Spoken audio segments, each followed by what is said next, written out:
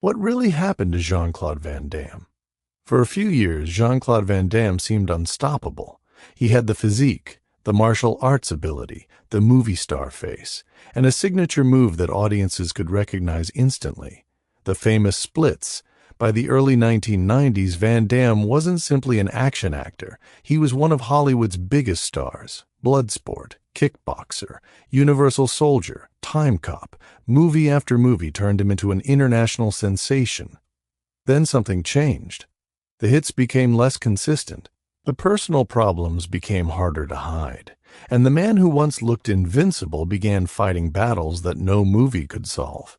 So what really happened to Jean-Claude Van Damme? The story begins in Belgium. Jean-Claude Van Varenberg was born in Brussels in 1960. As a child, he was interested in martial arts and physical training. His father introduced him to karate.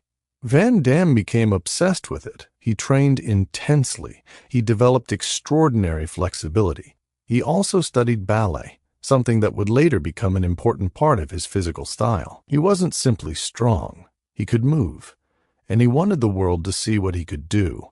In 1981, Van Damme moved to Los Angeles. He had a dream, Hollywood. But dreams don't pay the bills. He arrived with limited money and little English.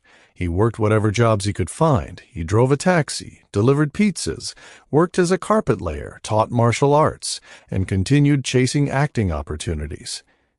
He refused to quit. Then came Bloodsport.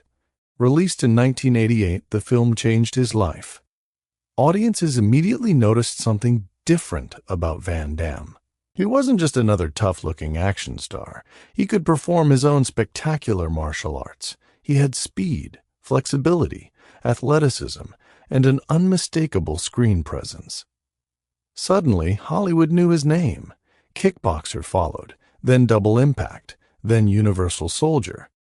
By 1994, Van Damme reached the peak of his commercial success with Time Cop.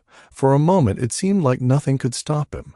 He was earning enormous amounts of money. His films were being released around the world. He had become one of the defining action stars of his generation. But success came with another side. The pressure increased. The schedule became intense. And Van Damme later acknowledged that cocaine had become part of his life during his years of fame. What had once been a dream career was becoming increasingly difficult to control. His personal life was also turbulent. He went through multiple marriages. His relationships received constant public attention, and his professional decisions were increasingly scrutinized. Then his career began to change. The films weren't disappearing completely, but the momentum was. Some movies underperformed. Others were heavily criticized. And the action genre itself was changing. New stars were arriving. Audiences were changing. Hollywood was moving forward. Van Damme wasn't the only action hero competing for attention anymore.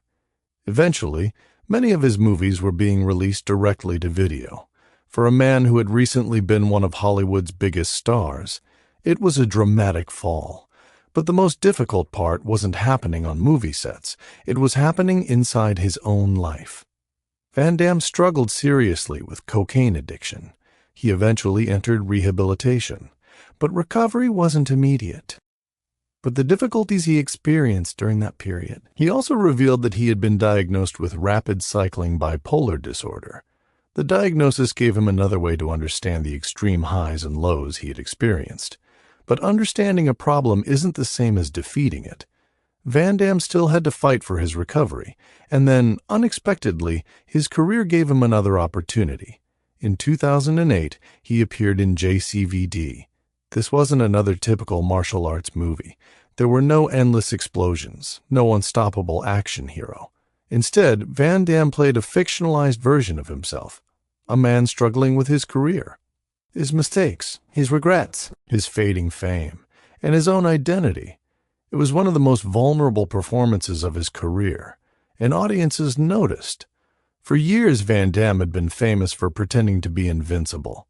Now he was doing the opposite. He was showing weakness. He was showing regret, and he was allowing audiences to see the person behind the action star image. The response was significant.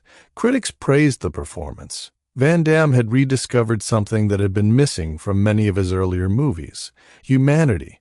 He continued working afterward. He returned to the Universal Soldier series, appeared in The Expendables 2, provided the voice of Master Croc in Kung Fu Panda 2.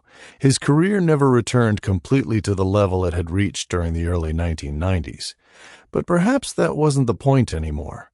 Van Damme had already experienced the highest level of fame. He had also experienced what happens when that fame disappears. And that can be a brutal lesson. When you're young, you believe success will last forever. When you're suddenly famous, it can feel like the world belongs to you.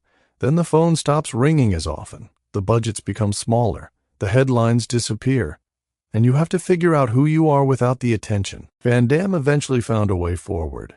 He continued acting, he continued training, and he became more open about the mistakes that had damaged his career.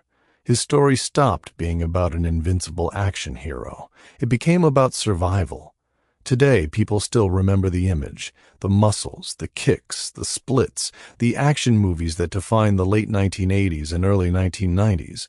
But there was another Jean-Claude Van Damme, a young man who left Belgium with almost nothing, an immigrant who refused to give up, a fighter who became a movie star, a celebrity who struggled with addiction, a man whose career nearly collapsed, and an actor who eventually found the courage to show audiences something his action movies rarely allowed: vulnerability. So what really happened to Jean-Claude Van Damme? He didn't simply disappear. He reached the top. He lost control. He fell. And then he spent years rebuilding himself. The greatest lesson of his story may be the simplest one. The man who built his career playing characters who could survive anything eventually discovered that real life doesn't work that way. There are no perfect punches, no guaranteed victories, no second take. There is only the choice to keep going, and Jean-Claude Van Damme did.